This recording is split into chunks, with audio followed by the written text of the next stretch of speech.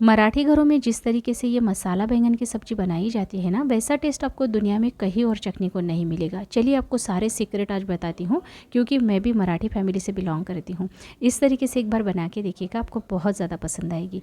यहाँ पे मैंने 1/3 कप ड्राई कोकोनट लिया है, साथ में दालचीनी, 3 से 4 हरी इलायची, 1 बड़ी इलायची, 1 जावित्री और 4 से 5 काली मिर्च ली है।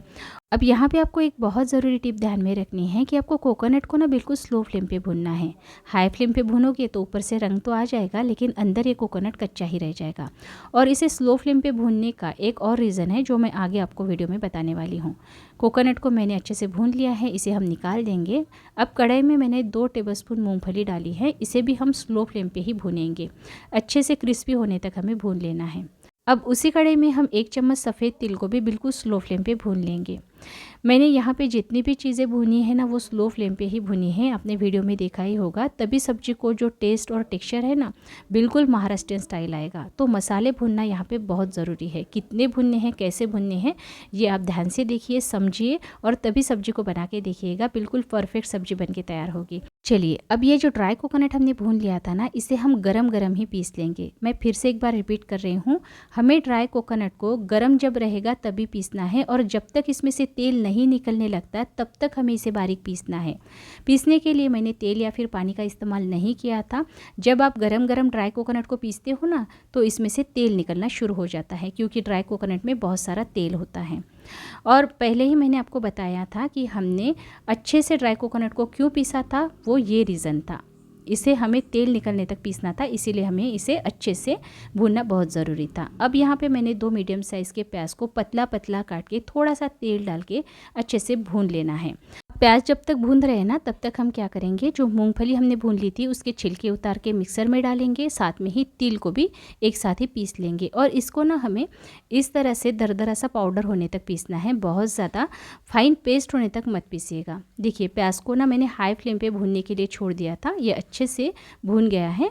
अब इसे हम डायरेक्टली मिक्सर में ही डालेंगे।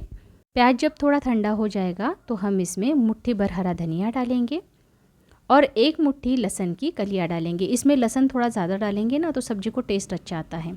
1 से 1.5 इंच अदरक डालेंगे, 1 चम्मच जीरा डालेंगे और इसे हम बिल्कुल बारीक पीस लेंगे। तो चलिए, अब हमें मसाला बैंगन बनाने हैं, तो ये छोटे आकार के ही बैंगन लेने होंगे। बड़े आकार के बैंगन वैसे बैंगन की सब्ज़ी बनाने के लिए यूज़ होते हैं, मसाला बैंगन के लिए ऐसे छोटे ही यूज़ करने होते हैं। इसे हम ऐसे क्रॉस कट कर लेंगे, अंदर कोई कीड़ा हो तो वो देख लीजिएगा, और पीछे वाला जो डंडल है ना, उसे हम थोड़ा काट लेंगे, तो इसे पकाने में ना थोड़ी आसानी हो जाती है। देखिए इस तरीके से। तो सारे बैंगन को ना इसी तरह से काट के हम रेडी कर लेंगे। अगर आप चाहो ना, तो यही मसाला यूज़ करके आप रेगुलर जो बैंगन की सब्ज़ी होती है ना, वो भी बना सकते हो, लेकिन आज हम मसाला बैंगन बनाएंगे, तो हमने इस तरीके से इसे काट लिया है।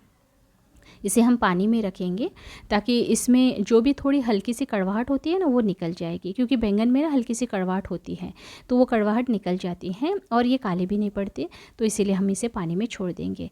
अब मैंने यहाँ पे एक लोहे की कढ़ाई ली है, इसमें 3 से 4 टेबलस्पून तेल गरम कर लेंगे।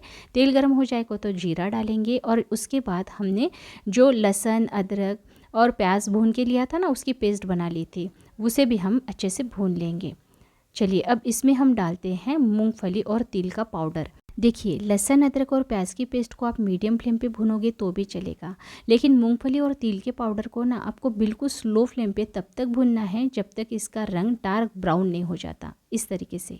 अब इसमें हम डालेंगे 2 बड़े चम्मच लाल मिर्च पाउडर, आधा चम्मच हल्दी पाउडर, 2 बड़े चम्मच धनिए का पाउडर डालेंगे, आधा चम्मच भुनी हुई कसूरी मेथी का पाउडर डालेंगे, और मसाले को हम स्लो फ्लेम पे ही भूनेंगे। ड्राई मसाले को हाई फ्लेम पे नहीं भुना जाता, स्लो फ्लेम पे ही भुनना ज़रूरी होता है। अब इसमें हम गर्म पानी डालेंगे, खौलता हुआ गर्म पानी मैंने डाला है, तभी तेल जो है ना निकल के ऊपर आएगा, और तभी टेस्ट और कलर सब्जी को बहुत बढ़िया आता है। मैं आपको ऑथेंटिक महाराष्ट्रियन स्टाइल सब्जी यहाँ पे बता रही हूँ, तो एक एक टिप आपको जानना बहुत ज़रूरी है अगर आपको उसी स्टाइल में बनाना हो तो। सबसे लास्ट में हम ग्रेवी में इस ड्राई कोकोनट की पेस्ट को डालेंगे। जैसा आप वीडियो में देख पा रहे हो, मैंने ग्रेवी में पहले पानी मिलाया और उसके बाद ही इस ड्राई कोकोनट की पेस्ट को मिलाया है। ये मैंने इसलिए किया है क्योंकि कोकोनट को ना हमने अच्छा ब्राउन होने तक भून लिया था। अगर हम ज़्यादा तेल में और भुनेंगे ना तो सब्ज़ी कड़वी हो जाएगी। तो हमें इसे सिर्फ ग्रेवी में मिला देना है, इसे भूनना नहीं है। अब इसमें हम थोड़ा थोड़ा करके गर्म पानी मिलाएंगे। हमें बैंगन पकने के लिए भी पानी लगेगा ना, तो इसीलिए हमें इसे थोड़ा पतला कर लेना है। अब सबसे लास्ट में ना मैंने थोड़ा काढ़ा मसाला और गरम मसाला डाला है। इससे रियल महाराष्ट्रियन टेस्ट आता है, या फिर आप गोड़ा मसाला भी डाल सकते हो। आपको कोई भी ब्रांड का काढ़ा मसाला मार्केट में मिल जाएगा। गरम मसाला भी आप कोई भी ब्रांड का यूज़ कर सकते हो। मैंने यहाँ पे माउली स्पेशल काढ़ा मसाला और गरम मसाला यूज़ किया है। इससे टेस्ट अच्छा आता है सब्जी का। लेकिन आप गोड़ा मसाला या फिर कांदा लहसुन मसाला भी यहाँ पे यूज़ कर सकते हो। ये सारे मसाले जो होते हैं ना, ये महाराष्ट्रियन सब्जी को एक अलग ही टेस्ट देते हैं। अगर आपको रियल ऑथेंटिक टेस्ट चाहिए तो ये मसाले आपको थोड़े थोड़े डालने पड़ेंगे। अब यहाँ पे हम थोड़ा पानी डालेंगे और इसे अच्छे से मिला लेंगे। साथ में ही हम स्वादानुसार नमक डालेंगे। फिर से एक बार अच्छे से मिला लेना है। पानी डाल के मैंने थोड़ा इसे पतला कर लिया है। वैसे तो मसाला बैंगन बहुत पतले नहीं होते हैं, लेकिन हमें बैंगन पकाने के लिए इतना पानी डालना पड़ेगा। जब तक बैंगन जो है अच्छे से सॉफ्ट नहीं हो जाते तब तक हम पका लेंगे। देखिए ग्रेवी ठीक हो गई है। ऊपर से हम कटा हुआ हरा धनिया डालेंगे। तो मैंने धनिया को ना हाथ से ही तोड़ के डाला है, इसीलिए आपको बहुत ज़्यादा बड़ा बड़ा दिख रहा होगा। चलिए, यहाँ पे मसाला बैंगन तो तैयार हो गया है। लेकिन एक और बात आपको मुझे यहाँ पे बतानी है कि ये जो मसाला मैंने यहाँ पे ये सब्जी के लिए बनाया है ना, इसी मसाले के साथ आप कोई और भी सब्जी बना सकते हो। रियल महाराष्ट्रियन ऑथेंटिक सब्जी बनाने के सारे सीक्रेट्स मैंने आज आपको इस वीडियो में बताए हैं। आपको रेसिपी कैसी लगी मुझे कमेंट करके ज़रूर बताइए। पसंद आई हो तो लाइक शेयर करके चैनल को सब्सक्राइब ज़रूर कीजिएगा। चलिए जल्दी मिलते हैं, तब तक इस वीडियो को देखने के लिए आपका बहुत बहुत धन्यवाद। Bye bye.